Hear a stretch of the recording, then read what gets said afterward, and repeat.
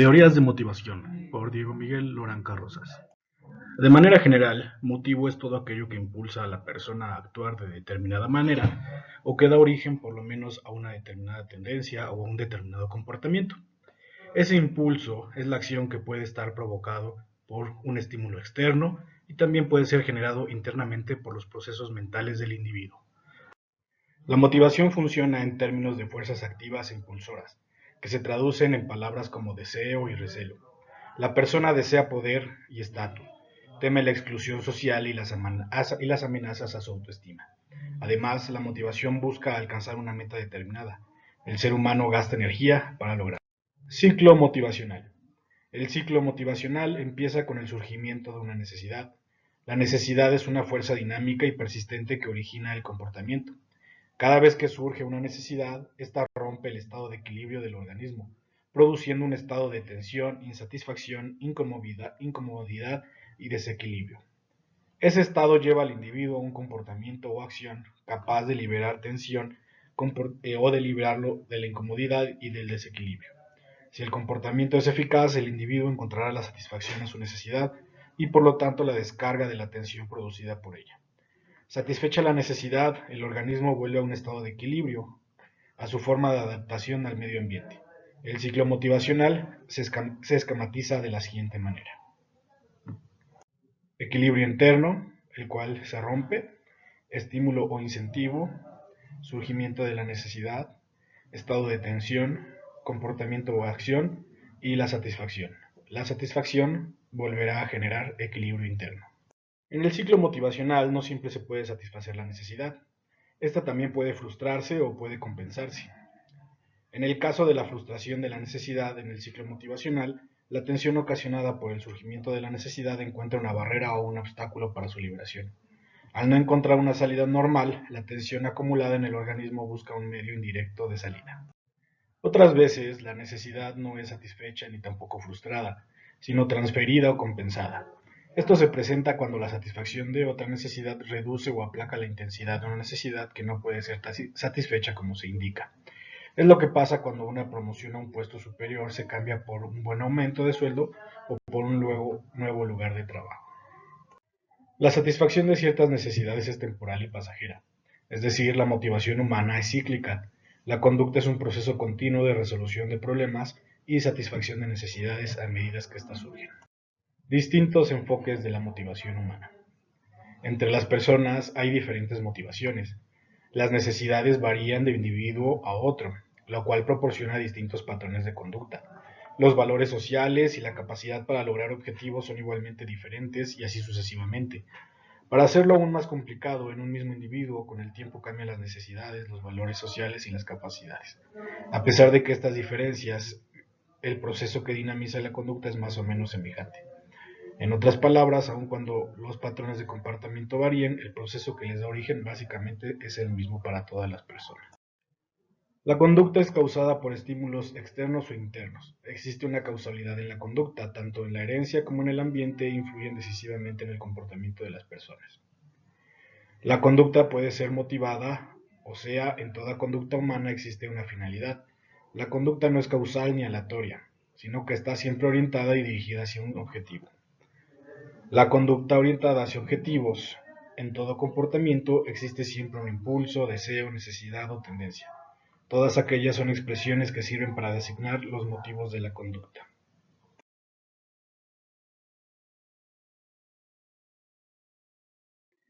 Jerarquía de las necesidades de Maslow. La teoría de las necesidades parten del principio de que los motivos del comportamiento humano residen en el propio individuo. Su motivación para actuar y comportarse proviene de fuerzas que existen dentro de él. Algunas de esas necesidades son conscientes mientras que otras no. La teoría motivacional más conocida es la de Maslow y se basa en jerarquizar las necesidades humanas. Según Maslow, las necesidades humanas están organizadas en una pirámide de acuerdo con su importancia respecto a la conducta humana. En la base de la pirámide están las necesidades más bajas y recurrentes, mientras que en la cúspide están las más sofisticadas e intelectuales. Las necesidades fisiológicas constituyen el nivel más bajo de las necesidades humanas. Son necesidades innatas como la necesidad de alimentación, sueño y reposo, abrigo o deseo sexual. Se denominan necesidades biológicas o básicas y existe satisfacción cíclica y reiterada con el fin de garantizar la supervivencia del individuo, orientada a la vida humana desde el momento del nacimiento. Es decir, en un principio la humanidad es una constante búsqueda de la satisfacción de las necesidades elementales, más impostergables, que monopolizan la conducta del recién nacido y en el adulto predominan sobre las demás necesidades mientras no se logre su satisfacción. Necesidades de seguridad. Constituyen el segundo nivel de las necesidades humanas. Llevan a las personas a protegerse de cualquier peligro real o imaginario, físico o abstracto. La búsqueda de la protección contra una amenaza o prohibición, huir del peligro, la búsqueda de un mundo ordenado y previsible con sus manifestaciones típicas de estas necesidades. Aparece en la conducta humana cuando las necesidades fisiológicas están relativamente satisfechas. Necesidades sociales. Son las necesidades que surgen de la vida social del individuo con otras personas. Son las necesidades de asociación, participación, aceptación por parte de sus compañeros, intercambio de amistad, afecto y amor. Necesidades de aprecio. Son las necesidades relacionadas con la manera en la que la persona se ve y valora, es decir, con la autovaloración y la autoestima. Comprende la autoestima, la confianza en sí mismo, la necesidad de aprobación y reconocimiento social, el estatus, el prestigio, la reputación y el orgullo personal. Necesidades de autorrealización. Son las necesidades humanas más elevadas y se encuentran en lo más alto de la jerarquía. Llevan a la persona a tratar de emplear su propio potencial y a desarrollarse continuamente a lo largo de la vida como humano. Esta tendencia se expresa mediante el impulso de la persona a ser más de lo que es y a llegar a ser todo lo que puede ser. Las necesidades de autorrealización están relacionadas con la autonomía, independencia, control de sí mismo, competencia y plena realización de aquello que cada persona tiene. Teoría de los dos factores de Hesberg.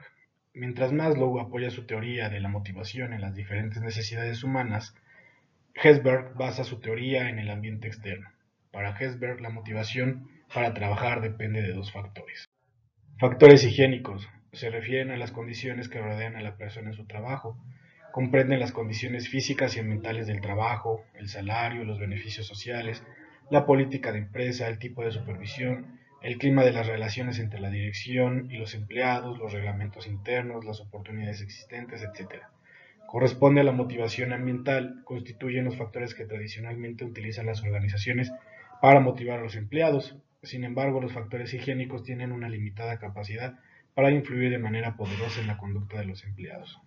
Factores motivacionales. Se refieren al contenido del puesto, a las tareas y a las obligaciones relacionadas con este. Producen un efecto de satisfacción duradera y un aumento de la productividad muy superior a los niveles normales. El término de motivación comprende sentimientos de realización, de crecimiento y de reconocimiento profesional que se manifiestan por medio de la realización de tareas y de actividades que ofrecen desafío y tienen significado en el trabajo. Si los factores motivacionales son óptimos, elevan la satisfacción. Si son precarios, provocan la ausencia de satisfacción. Por eso se les denominan factores de satisfacción. Constituyen el contenido de puestos en sí y comprenden la delegación de responsabilidad, la libertad para decidir cómo realizar un trabajo, posibilidades de ascenso, utilizar plena habilidad personal, formulación de objetivos y evaluación relacionado con esto, simplificación del puesto, ampliación o enriquecimiento del puesto. Hesberg llegó a la conclusión de que los factores responsables de la satisfacción profesional están desligados o son diferentes de los factores responsables de la insatisfacción profesional. Lo opuesto a la satisfacción profesional no es la insatisfacción, es no tener ninguna satisfacción profesional. De la misma manera, lo opuesto a la insatisfacción profesional es de carácter de insatisfacción y no es la satisfacción. Para que haya mayor motivación en el trabajo, Hesberg propone el enriquecimiento de las tareas, que consiste en exagerar deliberadamente los objetivos, responsabilidades y el desafío de tareas en el puesto. En la analizarán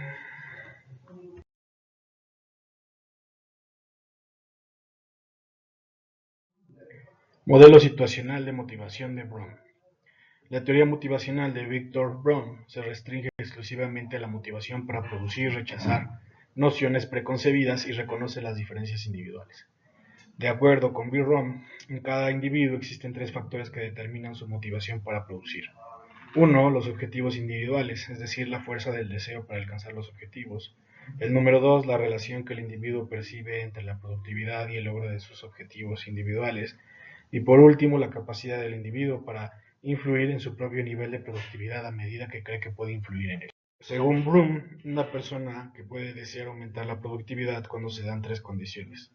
Uno, objetivos personales del individuo que pueden comprender dinero, seguridad en el puesto, aceptación social, reconocimiento y trabajo interesante. Existen otras combinaciones de objetivos que una persona puede tratar de satisfacer simultáneamente. El 2, la relación percibida entre el logro de los objetivos y la alta productividad. Si un trabajador tiene como objetivo importante tener un salario elevado y si trabaja con base en la remuneración por la producción, tendrá una fuerte motivación para producir más. Pero si es más importante su necesidad de ser aceptado socialmente por los miembros del grupo, tendrá una productividad inferior al nivel que considere como patrón informal de su producción. Producir más puede costarle el rechazo del grupo. Y por último, la percepción de su capacidad de influir sobre su productividad. Si un empleado cree que la realización de un gran esfuerzo tiene un poco efecto sobre el resultado, tenderá a no esforzarse mucho, como ocurre con personas en puestos sin la capacitación adecuada o con un operario en línea de montaje de velocidad fija. Para explicar la motivación para producir, Brom propone un modelo de expectativas de la motivación que se basa en objetivos intermedios y progresivos, que conducen a un objetivo final. Según este modelo, la motivación es un proceso que gobierna alternativas entre comportamientos. Los individuos perciben las consecuencias de cada alternativa de comportamiento con resultados que representan un eslabón en una cadena entre medios y fines. De manera que cuando el individuo persigue un resultado intermedio, buscan medios para alcanzar resultados finales. Teoría de las expectativas. En sus trabajos sobre la motivación, Lawler encontró fuertes evidencias de que el dinero puede motivar el desempeño y otros tipos de comportamiento, como compañerismo y dedicación a la organización. A pesar del resultado obvio, encontró que el dinero ha presentado poco poder motivacional en virtud de su aplicación incorrecta en la mayor parte de las organizaciones. En muchas organizaciones, la realización no consiste entre el dinero y el desempeño, se debe a varias razones a saber. 1. El enorme lapso que transcurre entre el desempeño y el incentivo salarial correspondiente. La debilidad del incentivo y la tardanza para recibirlo dan falsa impresión de que las ganancias de las personas son independientes de su desempeño.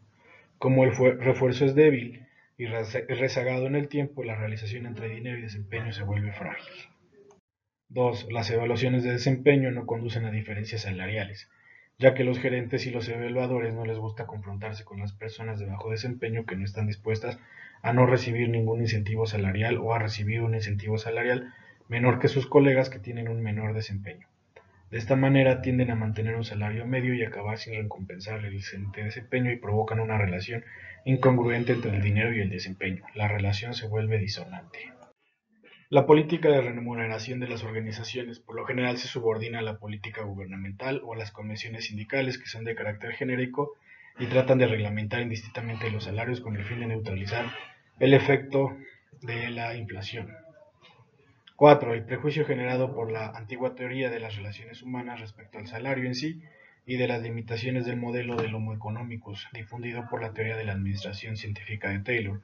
Este prejuicio existe aún en la actualidad y parece transformar el dinero en algo vil y sórdido, cuando en realidad es una de las principales razones que llevan a las personas a trabajar en una organización. Lawler concluye que para sus teorías existen dos bases sólidas. La primera es que las personas desean el dinero porque esto les permite no solo la satisfacción de necesidades fisiológicas y de seguridad, sino que también la satisfacción de las necesidades sociales, de estima y autorrealización. El dinero es un medio y no un fin en sí mismo, pero puede comprar muchas cosas que satisfacen múltiples necesidades personales. La segunda es que si las personas perciben y creen que su desempeño es un tanto posible como necesario para obtener más dinero, ciertamente se desempeñarán de la manera mejor posible, solo se necesita establecer ese tipo de percepción. Teoría X y teoría Y de MacGregor. Douglas MacGregor distingue dos concepciones opuestas de administración basadas en las presuposiciones acerca de la naturaleza humana, la tradicional representada por la teoría X y la moderna representada por la teoría Y.